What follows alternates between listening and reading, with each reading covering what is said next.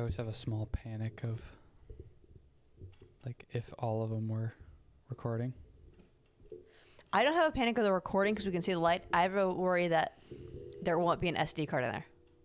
Like, I'll forget to put it, or like, yeah. I always double check it, so.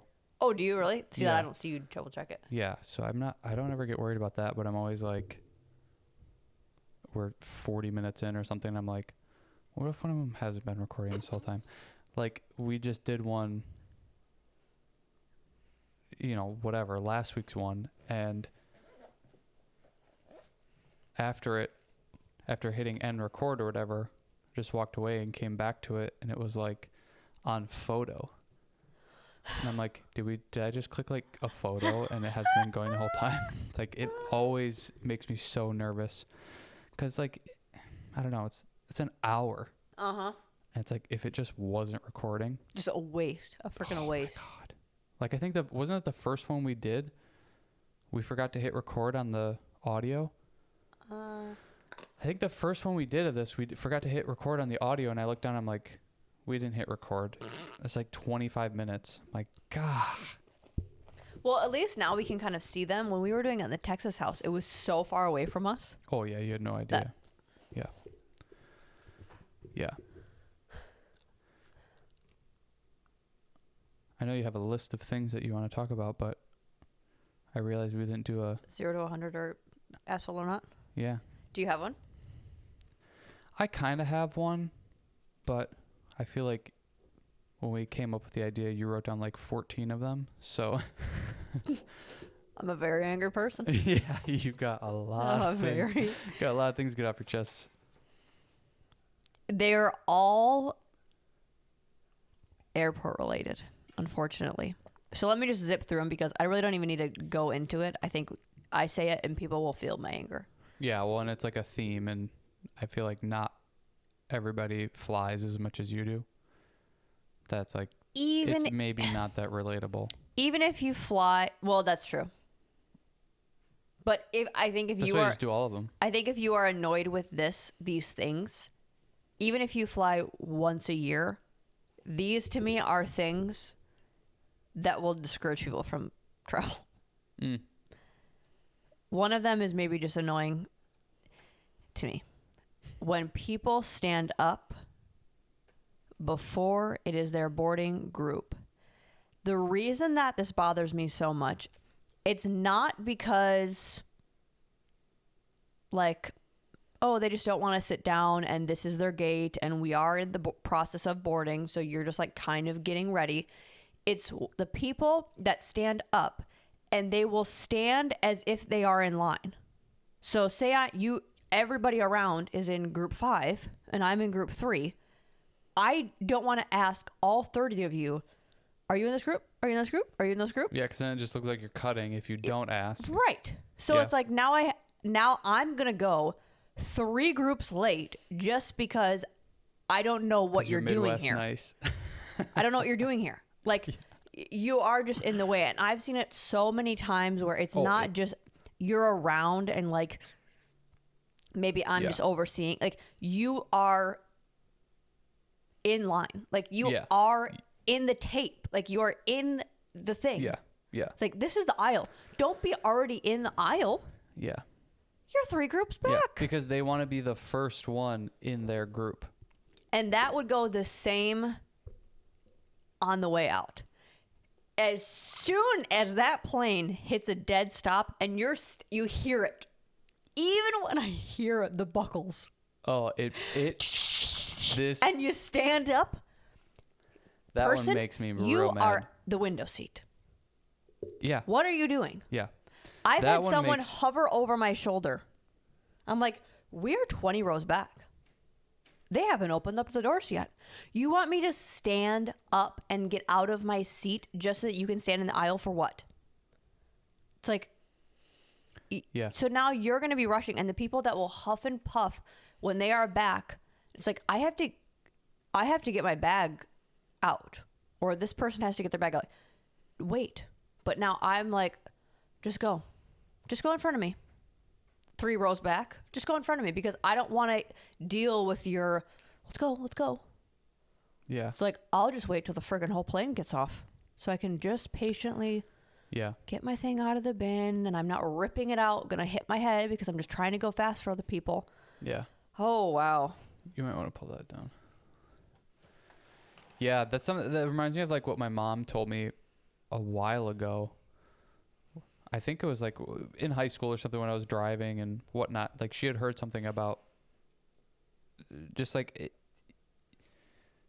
people going so fast, and it's like you're only going to get there like a minute earlier by going like 10 miles over the speed limit or something. Because when you see them and you're like, oh, I ended up at the same stoplight as them. Right. Right. Well, and it's like, I don't know. It's even that thing of like, you know, say it's like you're going 60 miles an hour. Well, you're going a mile a minute. Mm-hmm. That's like, yeah. If it's going to take you 15 minutes to get there, it's like you're not gaining much time at all. Right. That to me is the airplane thing. So it's like, oh, so you're rushing to stand up to get your shit so you can go like maybe 2 people ahead than you would if you would just wait. When realistically, like you're if not everybody just went at their own time and paid attention, and you're not the person that's dilly-dallying and you're focusing, like we would all get out at the same time. I think it's those two kinds of people are contrasting each other. There are some people that are taking too much of their time or not getting their shit together until it's their time, and then they're like, oh, we're getting off the plane?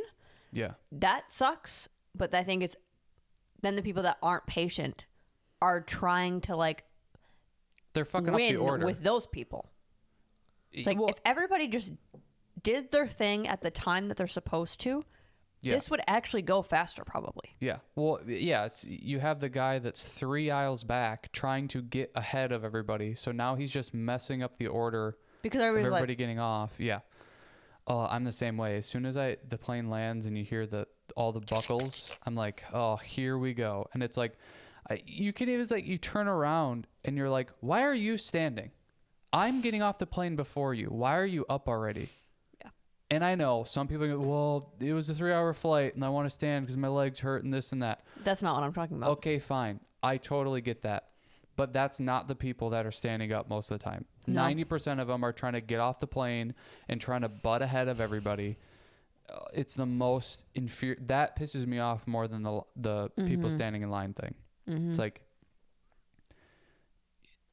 you are just making this go way slower. Yes. You standing up acting like you're going to get off the plane fast and it's going to speed things up or it's going to speed it up for you. It's like you have 20 aisles ahead of you that you're going to have to wait for. Mm-hmm.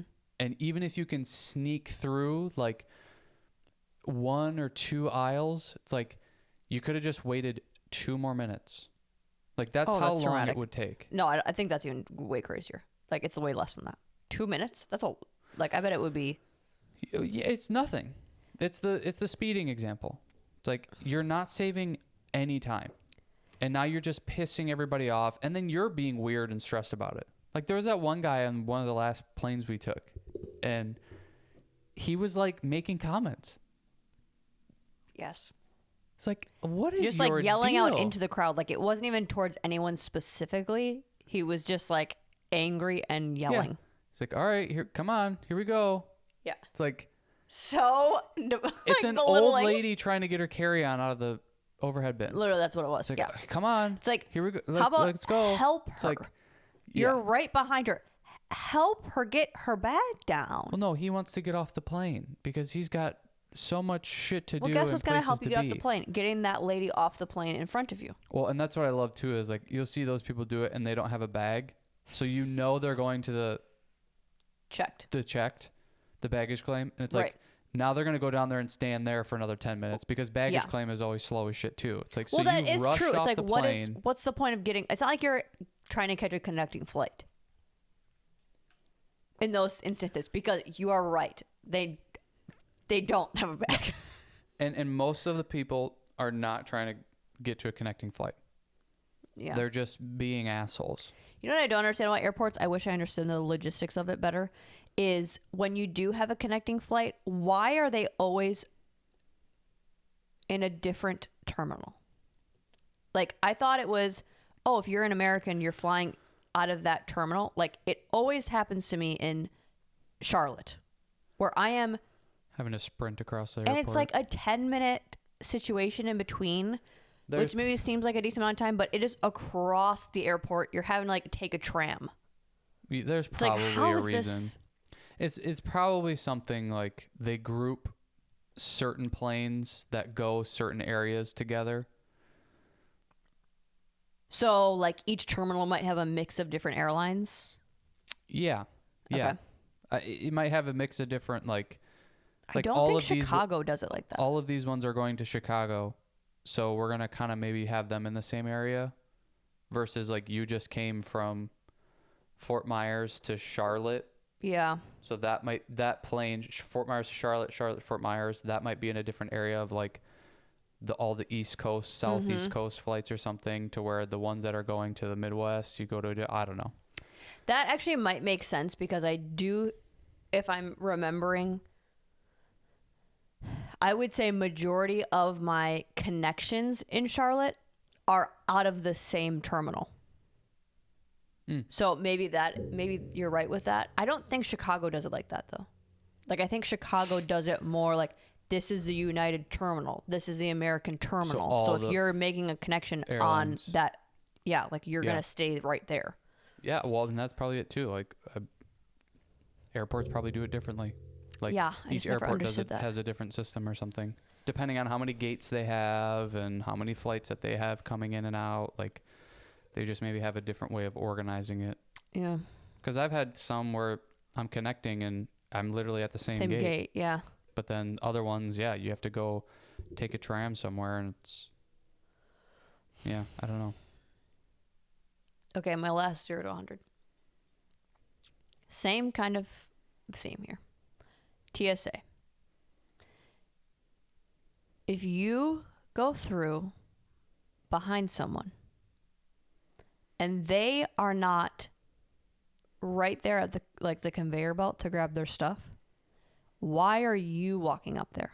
Like, obviously their stuff hasn't come through yet, so your stuff wouldn't have come through yet. So now I have to wait, or all these people that were even in front of me. I'm not saying like, oh, I don't want to wait.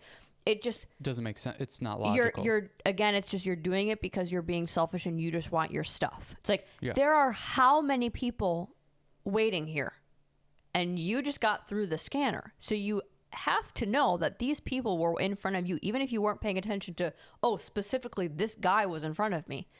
These people are waiting. Their stuff, they went through first. Like, wait until your stuff is through the scanner, grab your stuff, and take it away. Or move it down. Don't stand right where it comes out and grab your stuff and put your shoes on. Tie and your shoes everything. And let me put my belt on. And that honestly doesn't bother me even as much. Because I'm fine if everybody went up there and did their thing and then left. The next person. But don't go 5 people in front and then now you're just blocking everybody. Now the people, like, you can't get your stuff because the people that need to get their stuff off the conveyor belt can't get to you. Like, or can't get to the thing. Yeah. It's just those kinds of things that I hope I can notice those silly things if I'm doing it or I'm getting called out, or if it's just like I make a mistake and it becomes apparent to me because it fucks something up. Like, I hope if I'm doing something that ridiculous, I get corrected. Because it's like what I asked, like, are these people stupid or are they just that selfish? Because I'm like, maybe they really are not thinking of that. Yeah, maybe, but then that's where I go, like, I thought of it, so everybody can. Yeah. It's like, it's not something you need to learn in school, not to park your fucking cart in the middle of the aisle. Yeah. And own the whole aisle. It's like, this is common sense. Yeah. You just went through the scanner. Your stuff's not going to be out before the other people. That's so obvious. Right. And it's the same thing that happens at the airports, like when you're getting food too. Why did you just order and now you're going to go stand in front of the pickup line?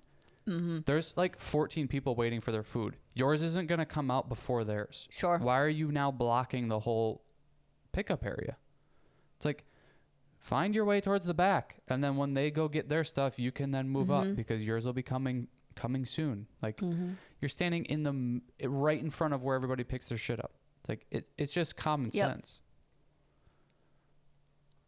And maybe it's a Midwest thing of we're very aware of our space and not being in people's way, to where other people are just whatever. We're not taught that or something. It's just not in that like culture of where they're from kind of thing. Because I bet like you go East Coast, it's like everybody's on top of each other all the time. So people maybe just don't care about it. Or it's just like fend for yourself. Yeah. So they're like, I'm getting my stuff. I And have it's to like, remember my stuff, so I'm getting my stuff. When a Midwest person is having to find their way through people, it's always like, oh, sorry, excuse me, sorry, excuse me, sorry, oops, sorry, excuse me. To where East Coast people probably just like fucking shoulder people or just slide through and don't say anything. It's not a big deal. Nobody gets upset. Yeah. Nobody gets weird. To where if somebody was doing that and it was a Midwest person, be like, all right. What I'm doing right now, I'm complaining about it. Like, hey, where are you fucking going? Yeah. Like, are you sorry? Well, I would rather be No, excuse me? aware of my surroundings than Totally. tough like that. Like, I don't know. Yeah. Yeah, the airport's Because it a just, shit show. it sometimes, like, it just doesn't, that mindset doesn't translate.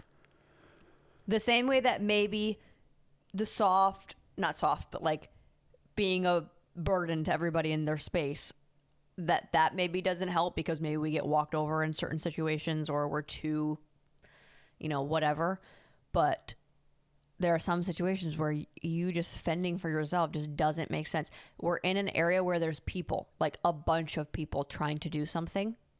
Yeah. And there's a system and a flow to this. And it like- always gets fucked up because people don't do that and follow that. Yeah. And then you wonder why all the TSA people are so mean. It's like, because you're a fuck up. Yeah. You keep ruining the whole flow of everything. That's why, oh my gosh. I don't know if it was 2 trips ago, but I accidentally left my computer in my bag. And I was just like, I apologized to the people.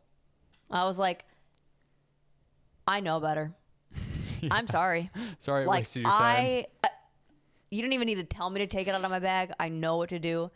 This is embarrassing. Yeah, yeah. I just had to take your time because you had to walk my bag over here and open up my bag and pull the computer out and notice that it was okay. Yeah, So stupid. yeah.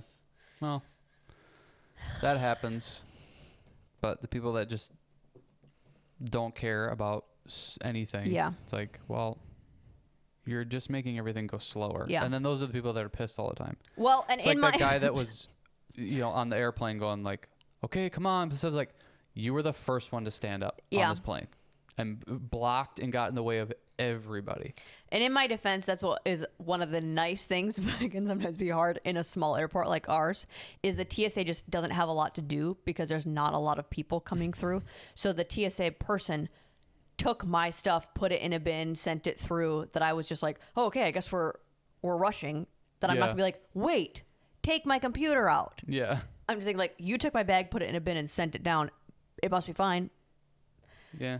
But then when it hold it, I was like, oh no, I should have went, stop, there's a computer there. Well, and there's another thing, like, even at the same airport you go to, sometimes they're like, take your shoes off. And sometimes they're like, leave the computer in. Yeah, and it then is the so next time you go, it's take your shoes off, take the computer. It's like, and I'm sure what they rules have are their, we doing today? Yeah, yeah. I'm sure they have, because it's not even like airport to airport. It's just It's the same sometimes airport. same, yeah. Yeah. Gone through the same airport 4 times and it's 4 different things you need to do. Yeah. It's like, okay, I guess this one I need to tie the belt around my leg to get through. I don't know why that's the case, but, and then the next time you got to take your computer out. And then the next time, okay, can I leave my necklace or earrings on? It's like, yeah, you're fine. And then you go to do that the next time. And they're like, what are you doing? Take your earrings. It's like, You're taking too much time. Jesus Faster. Christ. It's like, have one way. Yeah. Why do every time I show up to the airport, I need to like figure out, watch everybody in front of me and then ask the TSA person, okay, computer, shoes, belt, jewelry, hat, sweatshirt. Like, what are we doing today? I probably look like a crazy person going through TSA because I'm just trying to make it seem to them like I'm paying attention to whatever we're doing. Yeah. Like, I hate it when the person, it's like the red light or the green light and someone honks a millisecond after it turns green. That Is was when gonna be people mine come today. out of this, when people come out of the scanner and they're like, I'm like, they haven't even taken their feet off of the yellow things yet. Yeah. So I just want to be like, I'm looking at them like as soon, like I'm like, sprint. I'm in like a stance of like, I'm ready to. You're doing like I'm the like Flash, slow like, motion, like I'm, because I also don't want them to be like, wait. You're getting to your track pose. Because each time they have to do that, there's just a little bit of like, oh, I messed up. Well, But they're it's just like, they're probably so used to doing it sure. because there are people that are not paying attention. Yeah. That they're just like, every person that comes, they're like, okay, you're ready. Yeah. I want to be like, I know. I do this a lot. Not even like I do this a lot, but like, you don't need to tell me. I'm paying attention. It's like, I want to look at you and like, okay, I'm ready to go. And then as soon as like, I know I can't put my hands up, don't move. And then they get out and they like hold. It's like, I know I have to pause. It's okay. Oh, that's funny. But yours is the Next week. ooh, Preview to next week. okay. More driving anger. That's majority of my anger. So let's keep on this anger train. One thing that I was thinking about was Oh wow, I didn't even realize this. blue guy, Color combo. blue greeny guy. Was I think that I do this to a certain degree of, like, say with podcasts or social media or books or like the information that I am reading, seeing, or hearing, a lot of the times is stuff that I maybe already have an interest in or already agree with. I think I get annoyed when I see people post things that are just so negative or complainy, but it's like, why are you, maybe I guess I understand why, but like, am I missing something when I do that? Even though I think those things are positive, it's like, my algorithm, I guess, is like on social media is like all funny little kid videos. That's if like I was a Pedophile. male, I would be so crazy. Pedophile. I just sometimes with that algorithm you learn, like I follow a bunch of like homeschooling pages or like childhood development tool pages or whatever, but it's like it is just like a bunch of kids. But then I see people post where it's like, oh, you're just like, this is what you're seeing all day is stuff that you complain about and stuff that you don't like in your own life. That is, there is something that, why? Like, is that like a validation thing? Do we need to see that other people are struggling with the same stuff? But it's like, it's things that, you know what I'm saying? Like, they're not supportive and they make you mad, but then that's all that you're looking at. I have your answer. Okay. It's the answer that you told me. Okay, I forgot. Because we talked about this recently of why is it that like talking about other people with people is so fun, I guess. And it's like, and I mean like not talking about people in a good light. Like, Yeah, you should talk to people. yeah. Why is that fun? And the like throwaway was always like, oh, you just think you're better than other people and that's why you talk. It's like, I don't think I'm better than other people. I know. No. I know, and I know I have my own shit, and I know that I also don't know The shit you do. the shit that I do. Yeah. So it's like I know people are shit talking me too. Mm-hmm. And you told me it's like you think it's just bonding, and that to me seems very true. Like it's just a way to bond with people, and I think in a weird way it kind of goes to like just like society tribal type stuff that like if you're kind of agreeing with people about other people, it's almost a way of like watch out for them and like keep a tabs on what they're doing, and then we can continue to communicate about what they're doing maybe and what continue like the evolution of this, and like just to keep an eye on it in case this person like goes crazy and we need to distance or whatever. And I think also just to make like, am I crazy? Like, am I seeing something that like nobody else is seeing? And am I being weird? Is it my own stuff? But I think feel like it's that's just, a lot of our shit talking. It's like, that's crazy, right? yeah, it's like, Is it? it's a way of like checking your own sanity. And I think a way to bond with other people that, I don't know, like I don't. Or I it's think like, I'm mature hey, I enough- don't like that they are doing that. Do we do that? Well, Or right. do you notice that in me? Because I notice, I hate that. Yeah, self-analyzing too. It's like, I don't like that they do that. And then you start to think about yourself like, ooh, I kind of do it in this way or that way. It's like, I need to watch that and figure that out. But I just like, I don't think it's necessary. Like, I don't think it's such a negative thing. I think it's a negative thing when you're really letting it affect the way that you view that person or interact with that person, and maybe sometimes it does need to, because like maybe they really are not a good person and you need to not be around them if you really dislike them that much. But if it's like people you generally like to hang out with and you like to be around and talk to or whatever, and it's like just this one thing that kind of bugs you or two things that bugs you, it's like, who cares? You like most of what they are and who they are. So you disagree. Like, who is not going to disagree about what you're doing with your life? It's like everybody has things that they're going to point out and go like, well, I wouldn't do it that way. I wouldn't do it that way. It's like, that's just life. And I think to be all High and mighty about like you're doing the best things. Yeah, well, there's obviously that, but I think even in the other way of like, you should never talk bad about anybody ever. It's like, okay, well, that's not a human. That's a robot, because nobody's ever going to not have their opinions about other people and whatever. It's like, I don't think it's necessarily a bad thing. It's just what we do. It's the way we bond, the way we connect, the way we self-analyze.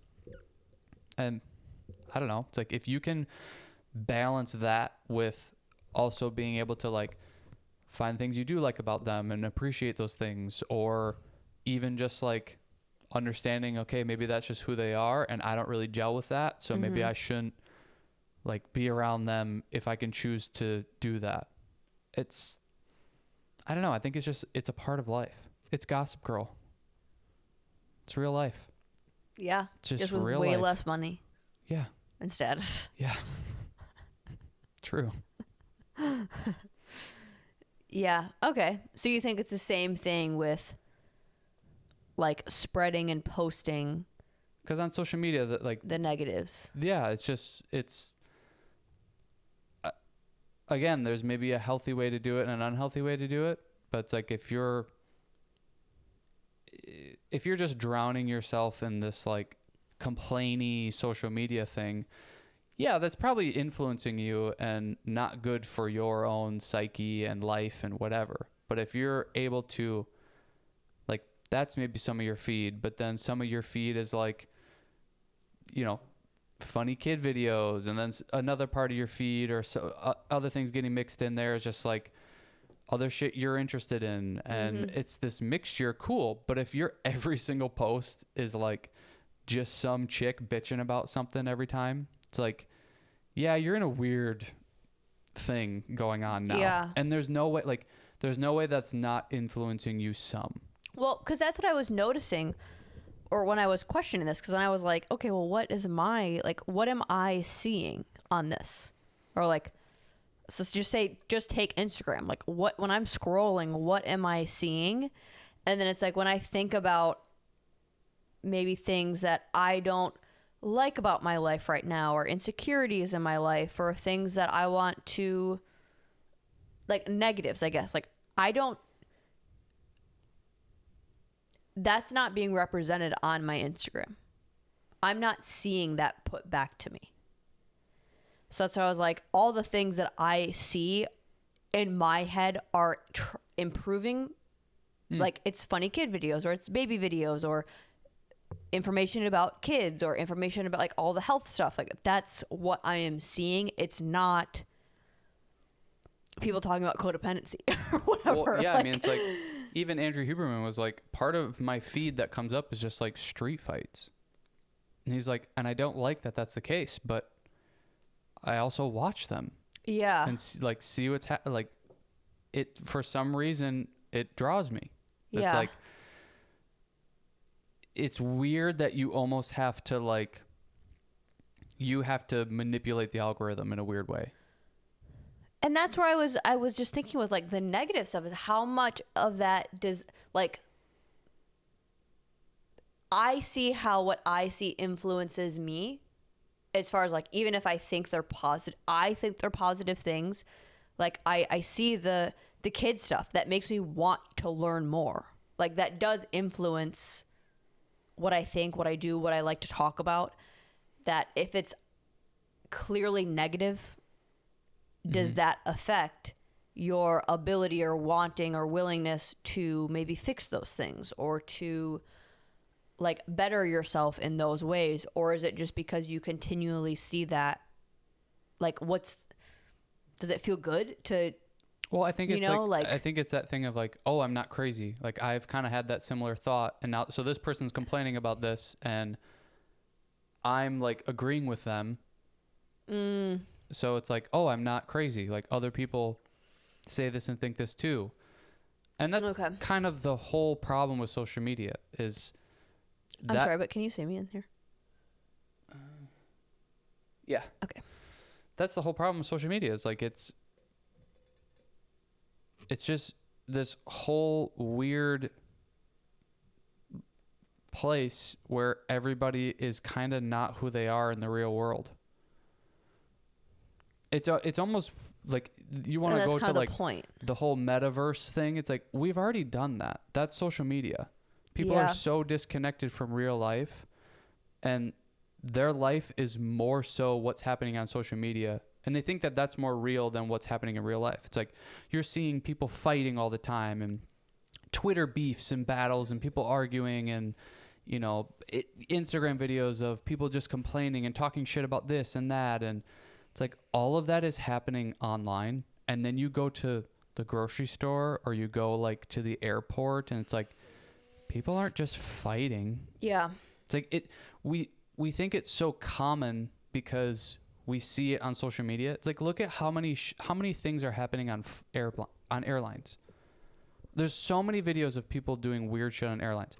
But no one's complaining about people standing up. But like, we've been on a ton of flights. Yeah.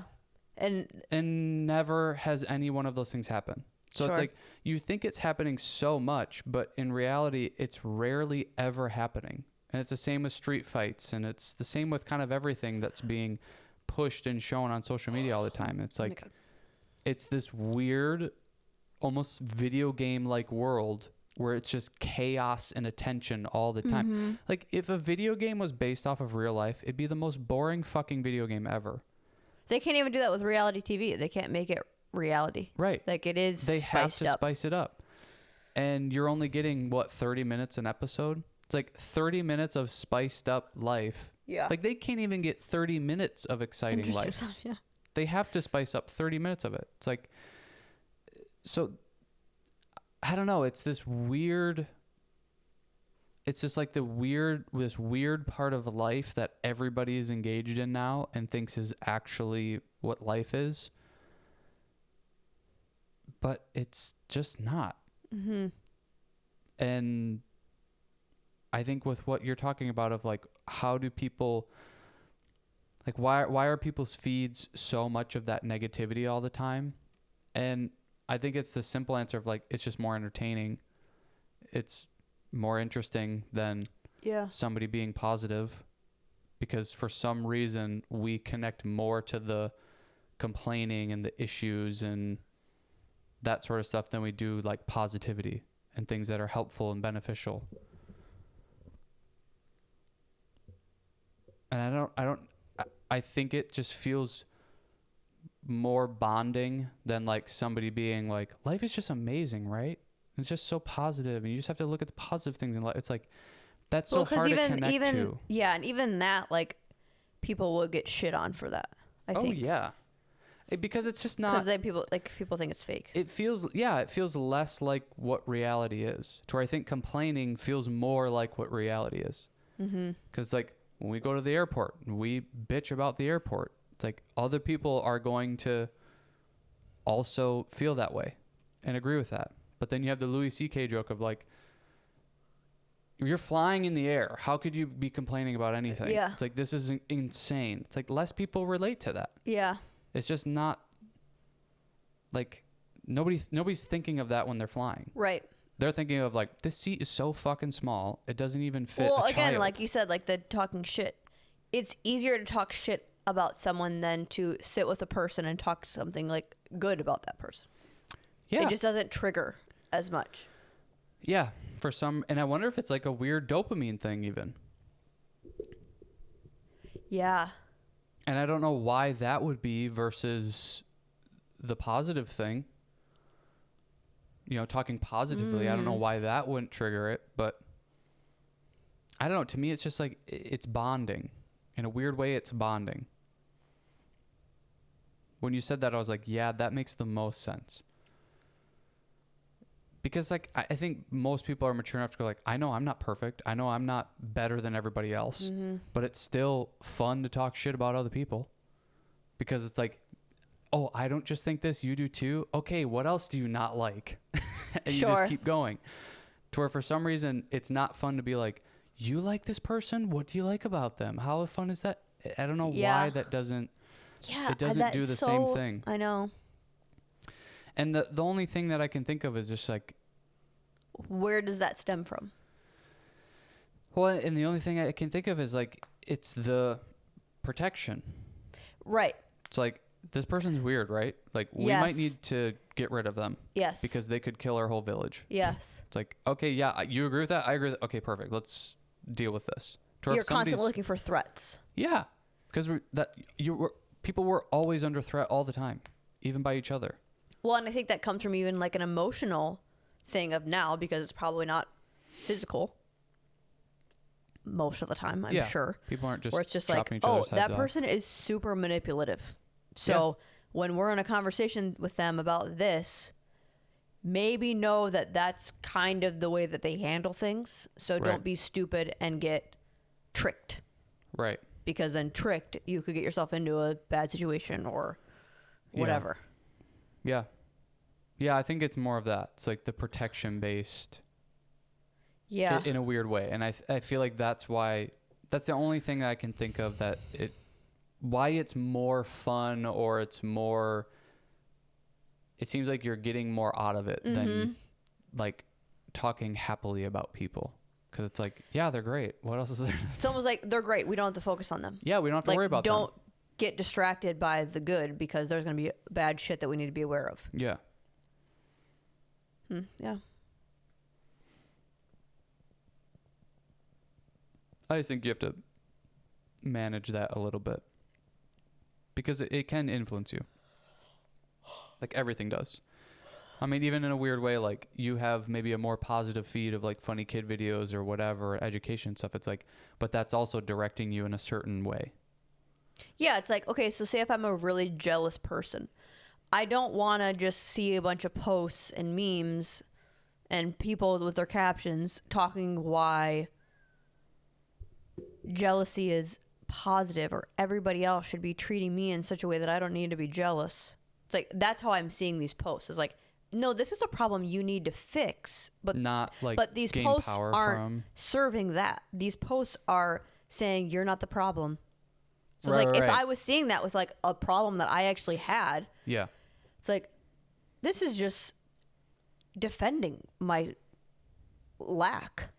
Yeah, it's like, I don't know, like what it seems to be what we're doing in the health space of like, we're changing the definition of what healthy is. Yes. Just to accommodate more people. It's like, well, that's not how we should be doing this. We shouldn't be just having a like self-fulfilling prophecy going on of you're unhealthy, but now we're going to change and say that you are so that you feel better about yourself. It's like, no, you should change that. That's not good to do or be. It's bad for you, and you're going to live a shorter life or a less like optimal and whatever life because of it. But we're just going to lie to you and go like, it's okay. You're fine. You're healthy. It's not your fault. Like, Yeah. you'll be fine. Don't worry. And then you have all these health issues when you're 60 and you're like, what the hell is going on? It's like, well, you've been lied to this whole time and you've believed it. And it's the same on social media of like, you know, the man is the problem, or your wife sucks and you need to do this. And it's like, yeah, you're right. Oh my God. And Yeah. it's like, no, you're the fucking problem. And you've always been the problem. Right. And you need to fix your own shit. And that's where I think I'm coming from, is it's not like the Instagram page. What is that? Jim fuckery? Yeah. It's not that, where it's like, that is just shit talking about people, and it's funny, and it's something that people can just videos all of relate to. Like fails in the gym. Yeah. Or like people doing weird shit. Weird stuff in the gym. That is not feeding a narrative necessarily, or at least if it is, I'm not seeing it. Well, it's like, look at what's happening now. So there was this movement of like, all men suck and we need to get rid of them. And now there's this counter movement going on of all women suck and men are actually awesome. And it's like, Where's this movement besides just in our own house? oh my God, it's happening all the time. Really? I don't see that at all. Oh, it's all over the place. Where? I'm not seeing this. Well, I think partially it's been taken and manipulated into this weird thing. But it's like, look at Andrew Tate. He's like the head leader of this, you know, like, women are great or men are great and women need to do this for the man and blah, blah, blah. And then people are like, yeah, you're right. And it's just this weird culture that's not, and it's just a counter to what was happening before of women are finally able to say things and it be okay. And then some women manipulate it and make it men suck and men are horrible and all men suck and get rid of them and this and that. So now you got a bunch of men that are like, well, no, we shouldn't be treating anybody like this. And it's a positive thing. But then you have some men that manipulate it and go like, no, women suck. And this is what it's like. This is why we were doing it. Yeah. It's just this back and forth bullshit. And I don't even know where I was going with it, but that's happening. Yeah. And it's like, you're feeding into the wrong idea of this or thing of this. Mm-hmm. It's like, no, we're all fine. You maybe just came across somebody that wasn't that great, but that was just that person. Yeah. It's not that they're a woman. It's not that they're a man. It's like, just chalk it up to, oh, they're not that great. Moving on. Go to the next. But that's also more enticing. And it's a group you can get into and feel that bond with.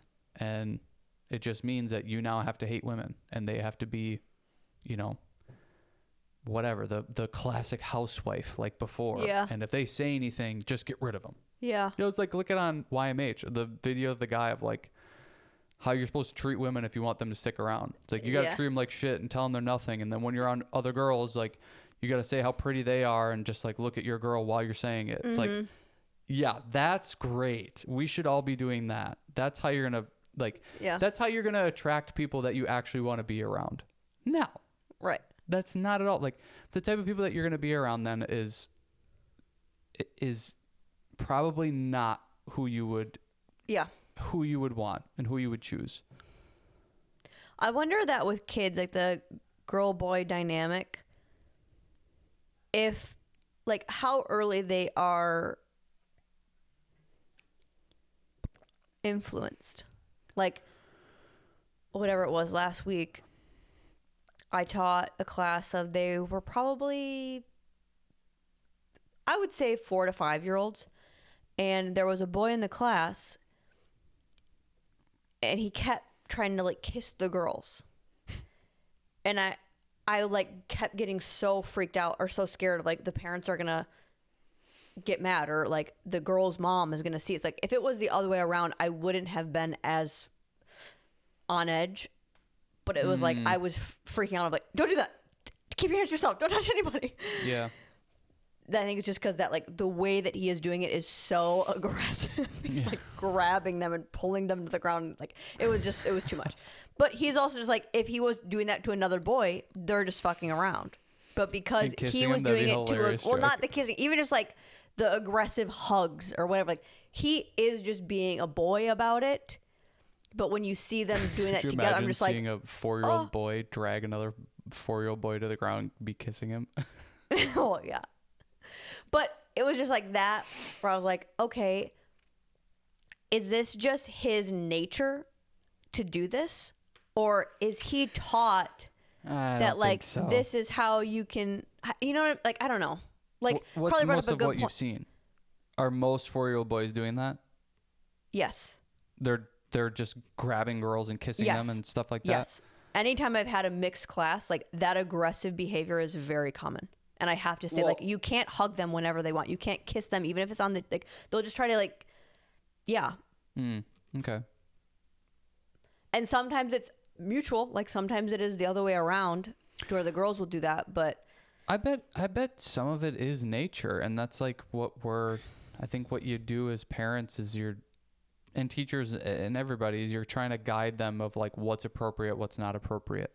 yeah. So it's like, it's not that he's doing it out of, weird stuff like what happens when you're older, but Yeah.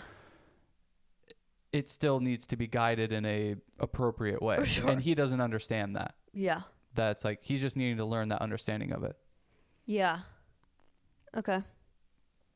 That's my opinion of that. Because if you're saying like most boys are like that, like as when you've been teaching them or just being around them and stuff, it's like, oh, okay, well that's probably a more of a nature thing, and we just have to figure out how to have it be appropriate and not he's just doing this all the time whenever he wants and doesn't understand that that's maybe not okay. It's just like when boys are pushing girls to the ground, or they're pushing each other or hitting each other, or kids hitting it in general. It's like, that's in a weird way, like that's something that they don't like what you've said all the time, like kids are a blank slate. You need to guide them and mold them to become an appropriate adult. And this is just another, I think, version of that, of they don't understand. Mm-hmm. They don't know. They have these feelings come up and they just want to grab a girl and kiss her. Right. It's like, you feel that as an adult too. But you hold back. It's like the kid doesn't know how to hold back yet. Because, like, why would I need to? Yeah. It's like, I'm stronger than her. It's like, that kid. That was the same boy where I was like, guys, that was beautiful. He's like, you're beautiful. Yeah. And I'm like, why did that sound so threatening? Like, you're doing it at me. You're like, you're beautiful. I'm like, okay, thank you. But don't say that. Yeah. But it's like, you are just being kind. And like, you're just saying something that's like, that's fine. But then it's like, now you're boys with boys at that younger of age, I notice, are always very touchy with each other. They just, with the girls, they're touchy with the girls, but it's, they want to hug them. They want to kiss them. They're, Yeah. And then girls aren't like that until they're like middle school. And then they're just like all over each other, like pushing each other and hitting each other. But it's like, it's playful and fun, but I'm just like, keep your hands to yourself. Yeah. Stop doing that. Stop doing piggyback rides or whatever. Like, oh yeah. Toward the young, it's weird. They The younger always are girls doing don't that. do that. Like, little girls don't do that. No. It's very much a switch. Because then in middle school, like, the boys aren't doing that. That was happening in class the other day. It's like they just kept pushing each other. I know. Why are you stop pushing each other? Why are you pushing each other? It's like, well, she pushed me. I'm like, you guys are in middle school. Why are you pushing each other? I know. I don't know what it is with that age group where it drastically switches. The boys do that when they're younger, and then I think the boys I don't know don't what do that anymore. Like, I don't know they what get the uncomfortable. science is for that, but maybe girls are getting a dump of testosterone at that age. Oh, that could be interesting. Yeah. That they have more of that I should look into that, because weird aggressive nature. that could all be of a cool sudden. to then like use that. Like, that's the age to like, let's crank up certain things. Because it's like, that's how I teach the younger boys. It's like, I try to use that energy Yeah, it's burn to it the out. benefit. Yeah. You've got all this energy, like let's just use it. Yeah. Instead of trying to tamper it and bring it down, it's like, That's interesting. I've never thought no, of it let's like put that. it to use. Yeah. It just seems so obvious, and boys are like, oh yeah, you're going to be crazy and rough. I think For that's the girls, I'm just like, you're just misbehaving. Why are you rough? yeah. But maybe that's Well, something. And I think that's sometimes, something I got to think about and potentially adjust, because I think sometimes with my class, like it's just a little bit too boring and too slow, that they have all this energy and all this like wanting to go, that I find myself more trying to reel them in to calm down, to stop doing the stuff, rather or maybe than to give them something to do. Yeah, like maybe we need to just make it more engaging and more using up more energy, because it's like they can't even sit still. Like they go through the ladder drill, and they have to wait for the next 14 people to go through or whatever. The person that went first, like they can't just wait. Like they're like in the corner dancing and doing stuff, and then everybody goes through, and I'm like, guys, come on, like get in. Yeah. I'm waiting like 30 seconds for you to get back to the ladder to go back through. And it's like, they're always doing something. They're not just in the corner chatting. They're like dancing or doing lifts or doing whatever. It's like, okay, you can do that. That's fine. But you need to pay attention to when you're up next and go again. But would you be able to split the groups into two even? Like have one whole group be doing a tri-set of something with the bands, and then having that group, and then like speed round, so that they're going every fifth person or something. That would be the ideal, because with you saying that, like typically when we are doing jumps or leaps or something like that, I'm splitting them into 2 or 3 groups, and I don't have that issue. Because they're all in line, because they're going to be up again right away. Yeah. The only reason I suggest that is I've done that with the younger kids, and with the bigger class sizes, even giving them something else, like, okay, go through, and then you're going to crab walk back, or you're going to do something like that. Still is like, there's too many of them. Like I have 23-year-olds. That's going to take them 30 seconds. Yeah. That's like it. You almost just need to well, and I tighten think up that's the just numbers. I don't know. I think it's an interesting point or thing to talk about in general, is like they're kids, and they have so much energy, and most of the time they've been sitting down in school all day. And it's like trying to figure out how to utilize that energy rather than just constantly trying to bring it down all the time. That's what's happening to them all day long, is they're being told to sit still, focus, whatever. That now they come to dance class, and it's finally their time to actually use some energy and do some stuff.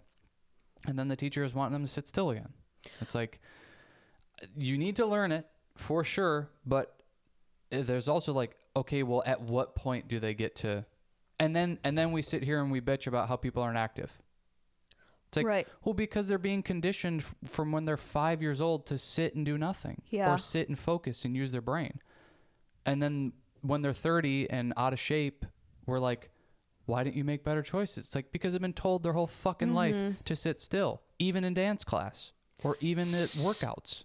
So I wonder with that, because like when we're saying that, I'm like, okay, but then why do kids say they're exhausted all the time, or they're tired, or they're just not? It's like, but it's not the same. They're brain tired. Yeah, they're brain tired, and it's also probably they've just heard their parents say that all the fucking time.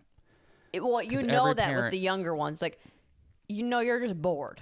Yeah, you're not. You just are not having fun with this, and you think saying I'm tired. You're not tired, because even though some kids will tell me they're bored, and I'm like, I wish you didn't tell me you're tired. Yeah. Because it's also like, what kid is... I mean, there's definitely some. But I think the majority of kids really struggle with going to bed. That it's like, there's pretty much your answer. They're not tired. Yeah. Because they throw a fit when they have to go to sleep. Because they don't want to go to sleep. They want to live life. It's fun. They want to do shit. That now they're saying they're tired at 4 o'clock in the afternoon. It's like, they're not tired. Yeah. They just think what you're doing is boring and dumb as shit. So you got to figure something out. That crushes me when kids tell me that. I'm bored. Like, it's like, cool, this is good feedback for me, but how do I tell you, like, that's so rude? Like, I get it. I'm being boring, and that sucks. And like, it hurts my ego that what I have planned, like, this is the game. I don't know what is more fun than this. Like, we are doing a game. Well, but you also got to take it with a grain of salt, because the next time you play that game, they could think it's the most fun thing in the world. It's like, they're a person. They're just in a certain vibe or mood that day. Sure.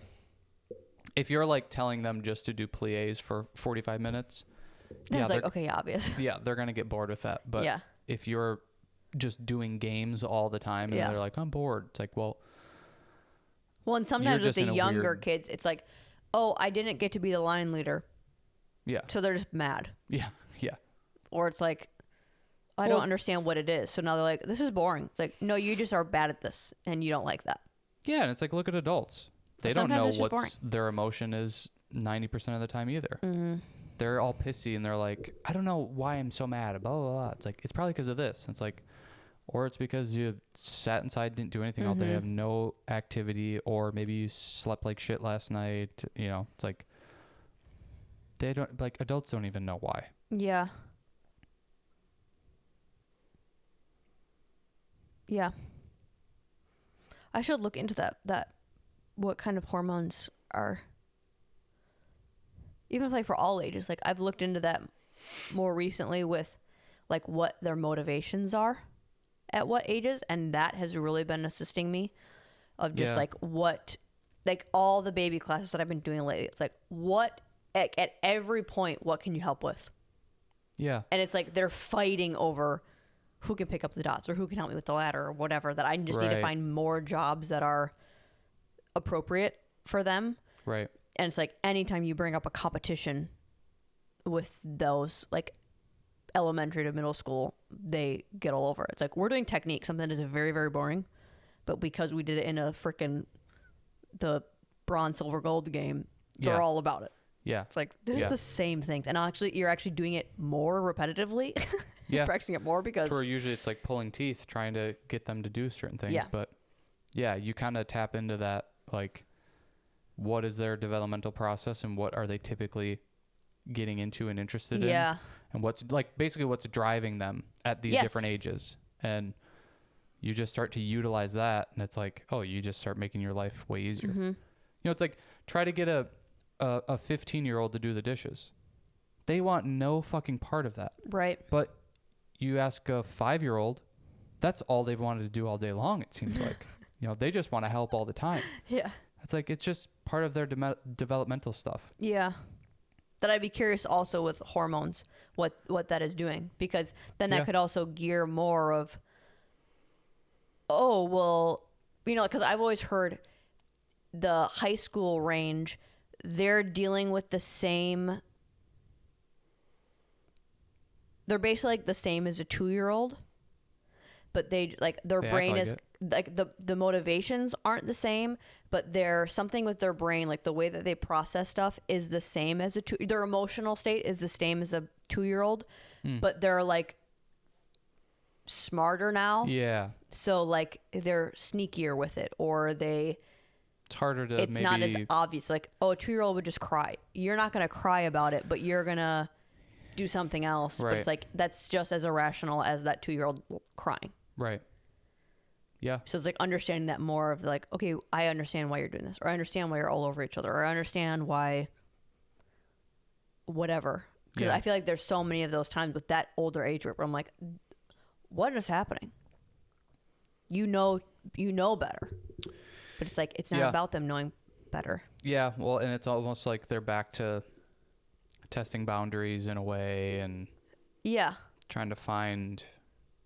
And like that appropriate selfishness. Yeah. It just seems so much more annoying in an older kid. Well, because there's a little bit more consequence probably from it, or frustration from it. Because it's not like a 2-year-old throwing a toy. It's like a 16-year-old manipulating a situation and like, I don't know, just like use $200 to go buy clothes or something when you told them not to, type of thing. We have those big like Bosu balls in the big room, and they always get them out and are like rolling on them and bouncing on them and throwing them at each other. And I'm just like, what? I've told you how many times we can't be doing this. That's insane. Like, and they just like throw their bodies around. I'm like, you're too big to be doing this. Well, and like you're gonna hurt yourself. all the things you're saying is that's what a 2-year-old does too. Right. They'll just go in and start getting into shit and pulling it out and playing with it or doing whatever and throwing their body around and and I'm just like, why are you doing this? Don't you know that like that's distracting or annoying, or like even the fact that like I told you to not do that. Yeah. Well, and I think like you said, just trying to not do the like you should know better type of thing. Right. I know. And almost like what you would do with a 2-year-old in a way, like this is why we're not going to do this. Right. It's like, who cares if they know better? They're obviously not acting upon that. Right. If they knew better, Awareness. they wouldn't do it. Well, even that's like, even if they did, maybe they're going, yeah, I do know it's bad, but I don't care. Yeah. I want to do it. Yeah. I'll deal with getting yelled at. Yeah. It's like getting yelled at maybe isn't enough of a consequence. Yeah. Yeah, the consequences got to get a little bit bigger. Yeah. Interesting.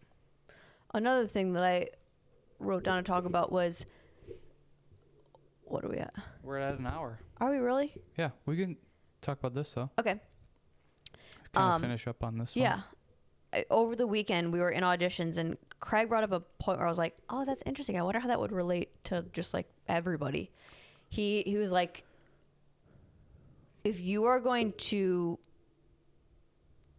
just like kind of like, this is your thing, like dance is your thing right now, or if you want to make this a career or whatever, like you have to do your research. He was like, yeah, there's research of like looking things up on a computer and what you think of research. But he's like, but what is your version of research for what you're needing to get better at? He's like, your version of research right now is to take classes and to take classes from different educators and to try like expand your, like research is expanding your knowledge. So where can you in this expand your knowledge? Like understanding where your style came from, understanding more styles and training in them, and like going to different places to get other types of training. Like you have to physically do research, not just computer research. I was like, that, I thought that was, it caught my attention of just like, oh, where could I expand my research as a like as a person? Yeah. I think in a weird way, this is probably the main reason why we're together, is we bonded over this same thing that we both do, is we try to figure out everything that's going on and why we're doing it, or why the teacher is teaching us this way to do it. It's like, I feel like everything we do or hear, we are breaking it down to as small as of a level, or like we're getting as deep as possible into whatever's being taught or told, so that we can understand it more and where it's coming from. Because how many people that like playing sports with, or you doing dance with, just show up and do what's told and then pack their bag and leave. Mm-hmm. And there's a benefit to that, of like, just do what you're told, show up and bounce, and you're not like spending so much time overanalyzing and thinking about it and whatever. But I think what we both did, me with sports, you with dance, was like, we're going there and the coach or the teacher is telling us to do this, and then we're breaking down, okay, why is he telling us to do this? Well, maybe it's because of this reason for this time, or for this thing, or we're going to run this play because of this reason, and blah, blah, blah, blah, blah.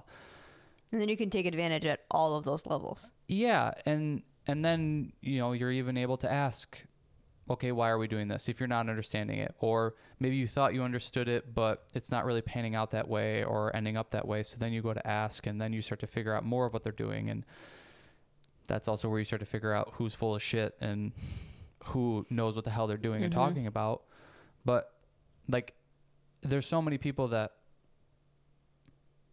I played with that, like, I had the benefit of being the youngest, so I was able to see everybody do what they did, and then I just naturally was analyzing everything that they did. So then when I started to go through it, I had probably a better understanding of how this thing works.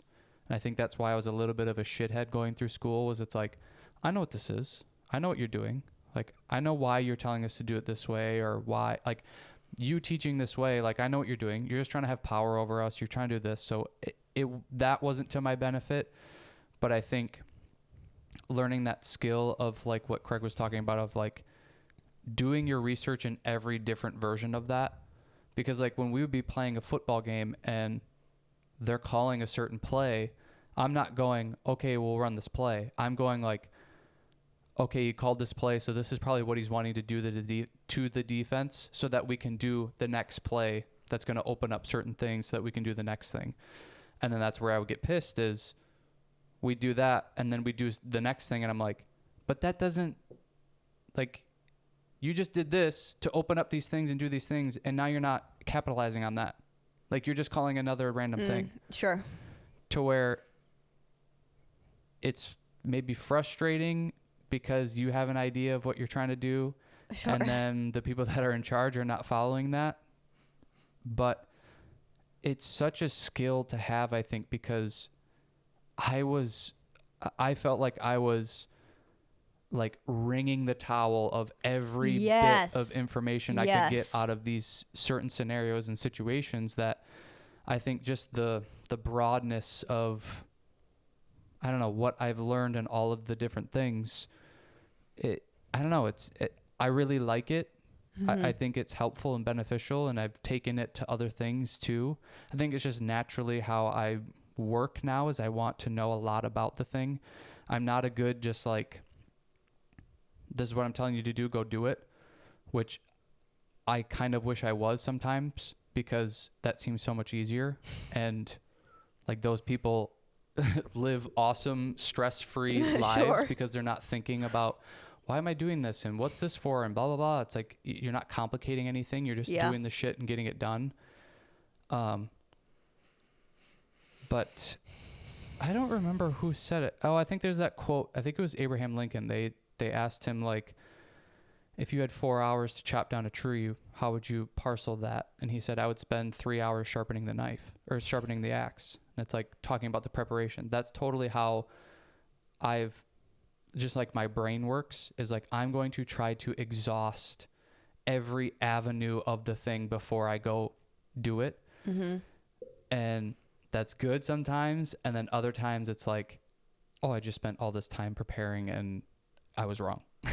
And now I have to just kind of like do it and figure it out and gut it out. I think what's tricky with that is letting go of the ego. Yeah. Just like, I still think my idea is better, or like why you should be doing this, or like you say we're going to be doing this for that reason, but don't you see how like that doesn't really reflect that? Like, and it's like, well, just because I don't see it that way. Right. Or like, you don't care about the thing that I think you should care about. Yeah. That's what catches me up sometimes. But so just I don't, what if, cause I'm just the credit thing. If like some random guy said that and Abraham Lincoln was like, oh, that's pretty good, I'm going to say it. And then it's like he's just known for that quote, but it was just like a guy that just took it from somebody. That's like at the probably bar. What happened. It's just like a different thing. Yeah. A different analogy, basically. Or it was the same one, but he was like, I'm the one that people listen to. Yeah. He just like, I'm the one getting interviewed. It's like the discipline equals freedom. Like I say that all the time, but I'm not like discipline equals freedom. Jocko Willink said that. Yeah. Like, someone could think I just like made that up. Yeah. Well, and even he's like, I didn't make this up. There you go. I wouldn't even know that. Yeah. But I get, I think that's, I seriously think that is why we are,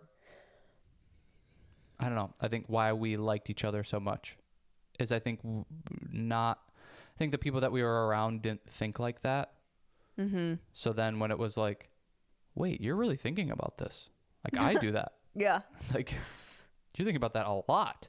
I do that too. Yeah. It's like, oh, there's somebody else that does this. It's like just breaking it down. That's why I love watching Jordan Peterson podcasts, because something will get brought up. He's like, okay, let's break that down. And he like literally goes through all the things that he's thinking about with that thing. And then he's able to tie it all together. And every time I'm like, he's losing his train of thought. He doesn't even know what this was about. And somehow he always knows where he's coming back to and comes back to that.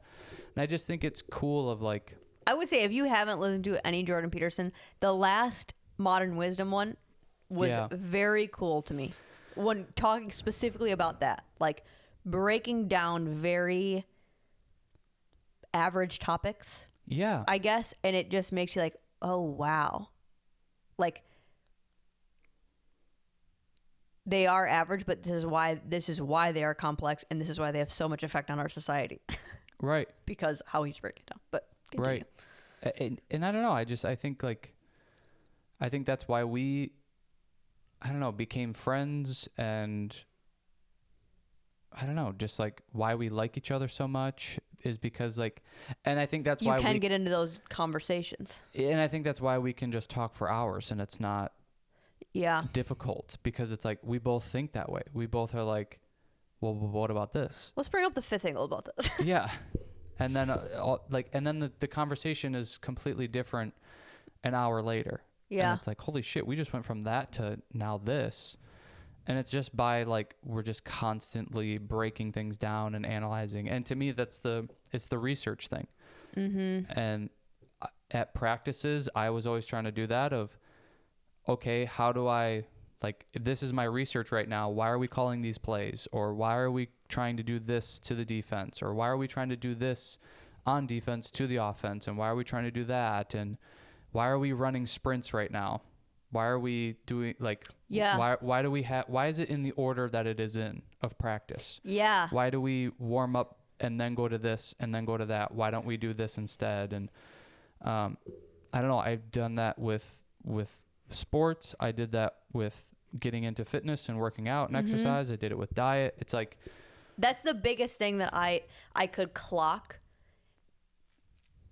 like our conversations. Like I would love to work out with you because it was like a new skill for me. That's why I think I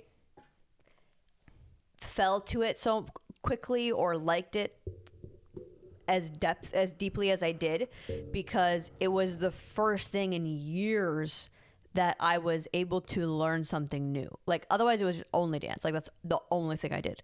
So it was another physical thing that had a lot of depth of knowledge that I could just like dive into.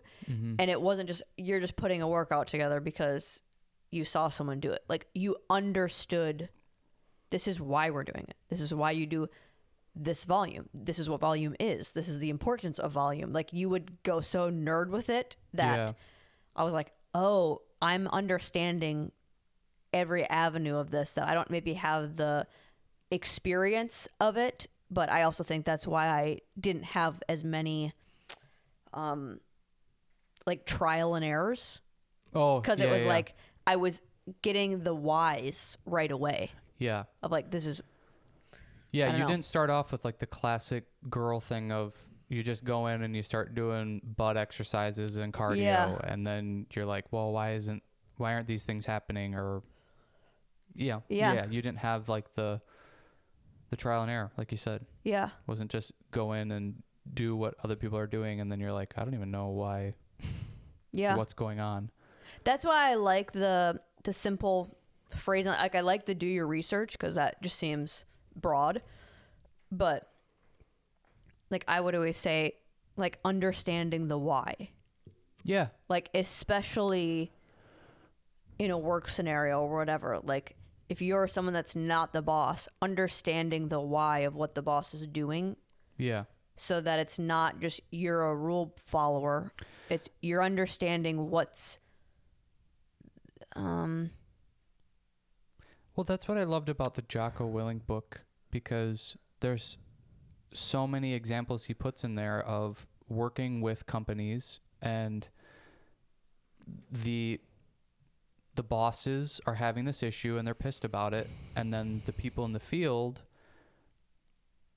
they're just getting pissed at the people in the field doing the thing. And then he's like, well, have you talked to them about it? They're like, whatever. And most of the time it's like, no, we haven't really talked about it. It's like, they need to be doing this for this reason. And he goes and talks to them about it. And there's always some sort of issue or thing of why they're doing it the way they are and why the bosses are pissed and whatever. It's like, oh, there's a lack of communication. And like, you have to, with the boss thing, it's like, they're saying to do it this way and whatever. They may not understand that there is a barrier that they didn't know about, or the people in the field are doing something. Most of the time it is that, at least from the book, of like, the boss just thinks, just do what I'm telling you to do and we'll make more money and everything will be fine. And then the people in the field aren't doing that. And they're like, well, that's why we're not getting the profit, is because they're not doing it. And then you actually go talk to the people in the field and there's some barrier or something weird that's going on. Like one of the examples, I think it was like some sort of internet company, and they had, instead of writing everything out in paper, they had went to a digital format. And with that program, everything had to be entered in one page at a time. So they had to enter in first name, click next, last name, click next. And the bosses didn't realize that that was how the program was happening. But the people in the field that were running that program were like, this takes way too much time. Because for one, these things suck and don't have great internet connection. And secondly, like, even just typing everything in every time is slower than writing. It's such a waste of time. And why the bosses wanted to do that was so that they could get all the information that they needed from the person that was buying the internet service. So then eventually the salespeople could follow up with them and know exactly what internet they had, know what problems they had in the past, and have that information. Well, the people in the field just started to like not fill in the stuff because it took too long. So they just like next to get through it. So now they're not getting the information. So now the salespeople can't do the follow-ups. But the bosses didn't understand that that's how the program was set up. Sure. So it's like, even though the boss has this overlying thing and knows what they want to do, the people in the field don't know that that's what the boss wants to do. They just got a new program and they're like, this thing sucks. We're not going to use it. And then the bosses are going, if they were to use it, everything would be better. But the bosses don't understand that the program's a pile of shit. Yeah. And all it is a lack of communication throughout all that thing. Yeah. And that's kind of why, like, going back to the conversation of doing your research or like trying to kind of get into the nitty gritty of everything is like, you may be doing something you don't understand. Well, it's like, ask them, why are we doing it this way? And then you kind of have to have the confidence and the grace also when you're communicating to be like, these are kind of the problems that we're seeing with this. Yes. So like, is there a way we can do this better, or do you have suggestions or whatever? Because maybe the boss doesn't even know that this is happening. Right. And now you have this line of communication happening, and now you understand why the boss wants you to do it this way. They're showing you the umbrella of it all. And then the boss understands, well, guess what? Like, it's not really going the way that you envisioned it to go because of these barriers or these hiccups. Or even why that issue is maybe needs to be there, or it's maybe not as efficient, but like that's the best we can do, or whatever. Like I always say that, like the understanding or trying to ask the questions to understand the full picture, not just what affects you. Because I think it gives you ease when you're doing the job then too. Well, and take that even out of the job situation, like what we talked about in the last episode of food stuff. It's like I could get all up in arms of like, why are we getting this stuff in the stores, or why are we fed this stuff, or why are we doing such crazy factory farming and when it's ruining our land? It's like, well, why? What's the full picture? Yeah. Like, so we have so many people we need to feed. There's a reason. And it's like, yeah, we have so many people to feed. We can't do everything as regenerative farming because we eat too much. Yeah. If people are eating way too much, they're overeating. Yeah. And like, we also have so many people, and it's not that we need to not have so many people, but it's people need to eat a lot. Yeah, we have a lot of people that are overeating. Yeah. And they're businesses, they're companies. You're gonna go, you can either help society or make more money. Well, they're gonna make more money. They don't think that their duty or their purpose is to help society. Yeah. So yeah. Always a great time talking to you. See you next time. See you later.